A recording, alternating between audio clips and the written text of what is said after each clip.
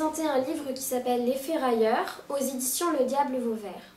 Donc c'est une histoire qui se passe à la fin du XXIe siècle aux États-Unis, dans l'ère post-pétrole.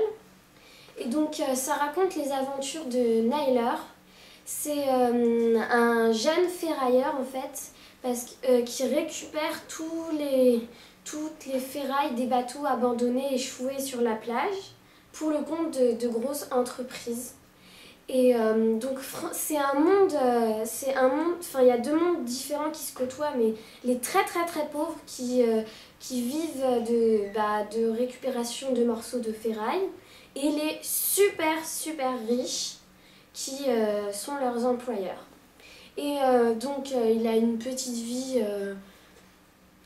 normale, il a un père alcoolique malheureusement, des amis, apparemment normal, mais tout va basculer quand un bateau hors de prix vient s'échouer sur la plage avec une fille.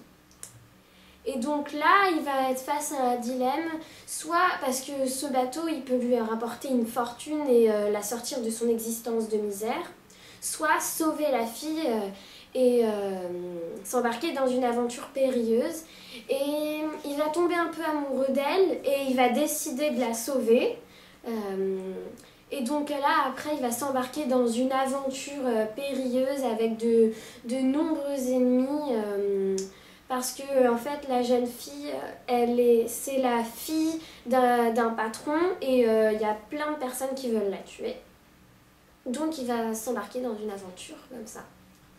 Moi, je trouve que c'est un très bon roman pour l'histoire, parce que c'est réaliste en fait, et ça aurait très bien pu arriver, ça se trouve ça va arriver plus tard.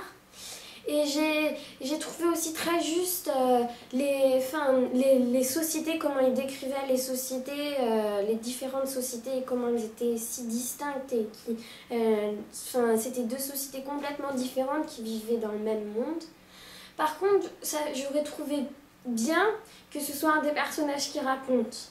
Parce que là, en fait, c'est un narrateur extérieur qui raconte, et je trouve du coup que ça met un peu de distance entre l'histoire et du coup le narrateur.